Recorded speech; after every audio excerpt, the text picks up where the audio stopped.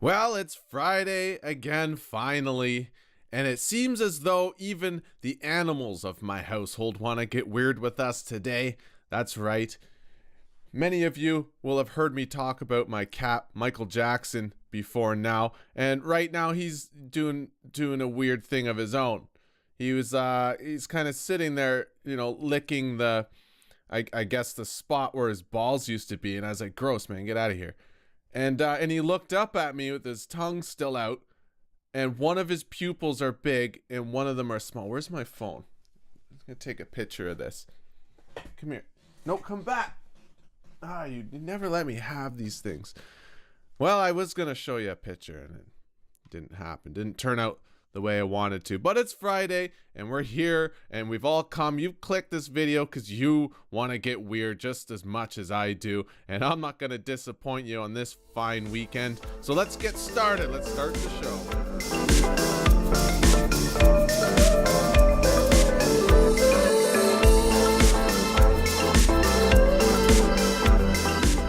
Well, in the week leading up to this video, I had taken the DC offset tool, and I guess I can turn it on. Yeah, because I have it muted. And I signed a bunch of LFOs to it, and it made a tone. And then we kind of designed a weird little synth using the DC offset tool. And that's I just built on that principle here again. So it's a pretty bizarre thing that happens when you get deep into this DC offset. If you haven't watched that video, check it out. It's called the DC offset. Wait, isn't it? Or was that just the icon that I made? Whatever, you'll see it. It's on my channel. So basically, that's what I did. I loaded up DC offset tool, which is right here. It looks very simple. Looks like that. And I assigned an LFO to it. As you can see, I just clicked mod, and like I said, I clicked mod, and you can see that I've modded it a little bit. Maybe we'll even go a little more, get a little more amplitude in there. And then I took another LFO and I assigned that to a bunch of parameters inside the first LFO, namely the saw wave, in which direction it starts in, because that makes a pretty crazy sound. And then I took a step mod right here, and this was actually based on a suggestion by one of our channel's good loyal subscribers, Troy. He said you should throw a step mod or something like that on there, and I thought, well, hell, Troy, that's a good idea. So I did, and then I just hit random a bunch of times here. I put it on 30-second notes, and I played around with some of this stuff. I put it on free, and then I clicked mod, and I just went into these LFOs and just modded a bunch of stuff at random. Like, I really did not pay a whole lot of mind as to what I was modding, because I knew that in the end it really didn't matter. And this is the sound that it came up with. Okay, brace yourselves. I'll start it low so you don't have to worry. Okay. And yeah, this is what it sounds like.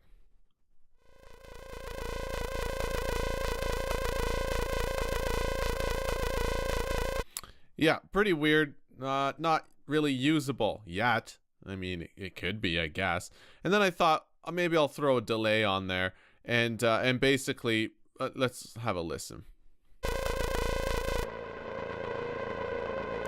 Yeah, so, just a typical delay too. I put a lots of feedback on there, full mix, full width. I played with the low and high cut a little bit. Not much other than that. I just put a delay on there, and this is the sound that we get. Vaguely sounds like your neighbor's mowing the lawn, doesn't it? Like, have you ever lived in a subdivision? Well, I grew up in one, and doesn't exactly sound like a lawnmower. It sounds like your alien neighbor, okay, is mowing a lawn with a big alien machine. Okay, never mind. All right, so that's basically all I did. And then I made another track, and I threw an effects layer on that, and I thought, well, let's use the let's use the DC offset to trigger another DC offset. So I put an audio mod on there, and if you go into your browser, let me just click plus here, and you're looking for the audio mod, and see, it's not there right now, is it? Well, if you right click and go to include legacy devices, there's the audio mod. Okay, so if you for whatever reason, I don't know why you would do it. If you're following this video along and you're not seeing that, you got to right click and enable legacy devices. They gave it the axe after, I think, Bitwig 1. So anyway, there it is. I loaded it up and I loaded 2 instances of this. And you'll notice it's because on the first one, it's modding this downward. Okay. And on the second one, it's modding it upward. So basically, these are receiving their signal from the DC offset, which is the first track. And I did it in pre. Okay. That's because I want to leave this muted. I want to leave that track muted and I just want to hear this track. And then, you know, I clicked mod like this.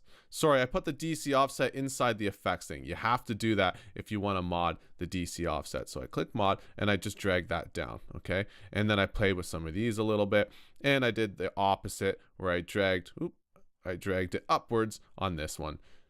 Nothing too crazy. I think I turned up the input level a little bit. Other than that, that's really all I did. So let's have a listen. Okay, tell me that doesn't sound like your neighbor mowing their lawn, right? Doesn't it? I think it does.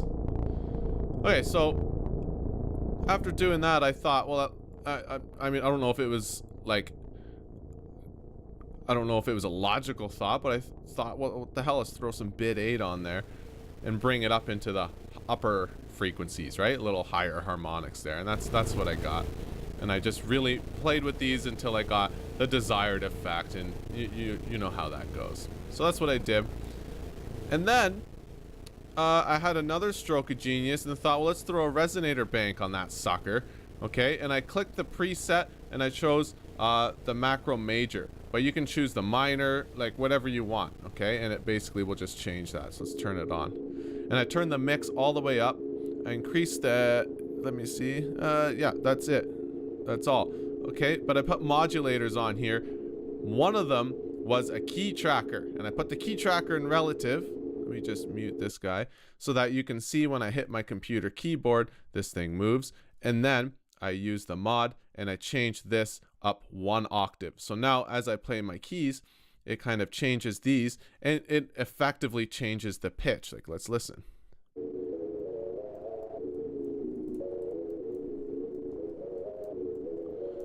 Pretty cool, right? Now we're getting somewhere. So let's close that up. And then I put on a tool. Let's open this. And I assigned an ADSR to it because now every time I hit a key, I can control how long that lasts. Let's see. See that? All right. And then, of course, the good old ladder filter.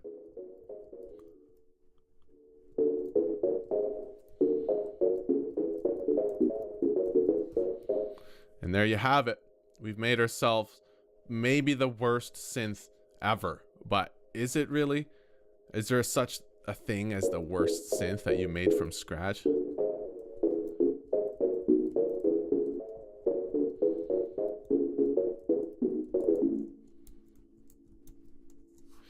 All right. Oh, what did I do? I killed it. And that's basically it.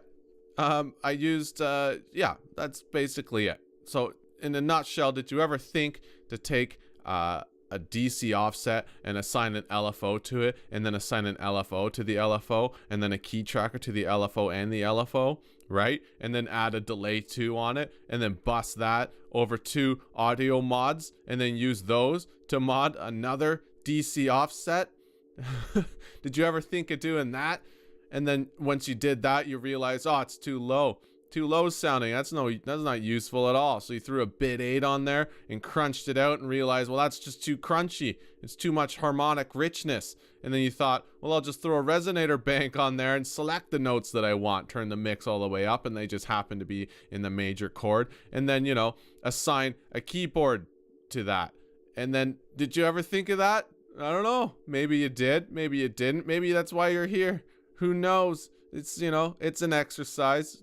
It's whatever. And then did you ever think to add a tool on there and turn the amplitude all the way down, which isn't perfect, by the way. This only goes to -36, so you can still hear it. And then, you know, throw an ADSR on there, trigger to your keys so that it opens up. You know what? I just thought of something. Get this sucker a little bit louder.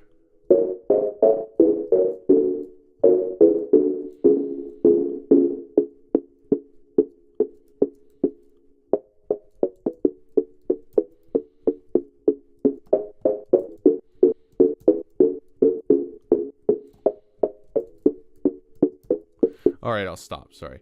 And then, did you ever think of that? Maybe you didn't. And then a good old ladder filter. That's just a ladder filter with a bandpass 1, and I just kind of highlighted the frequencies that I wanted. And there you go. You have a synth. Now you can roam free and do whatever you would do with any other synth, except in here there's so many controls. Like, I wonder how the sound differs now when I go into here and change this stuff around.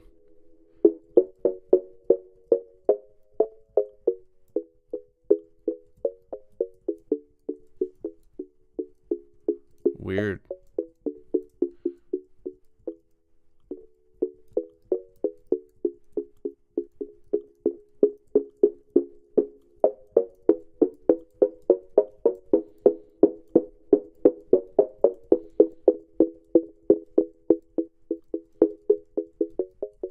Weird stuff, man. All right, kids, be good to each other. Take care. Subscribe to my YouTube if you liked what you saw here today. And even if you didn't, I mean, there's other more practical videos that I'm sure you could get into, you know, dig deep, chill out with, have a smoke. No, don't smoke.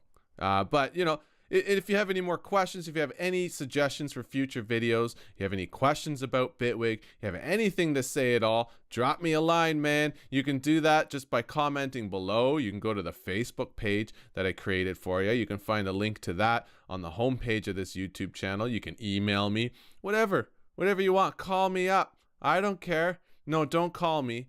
Again, that's one of those things I got to stop myself from saying that on the internet. Don't call me. Don't visit. Although I'm not entirely against it, but just the easy way to go here is to just leave a comment down below or visit the Facebook, okay? All right. Have a good weekend, kids.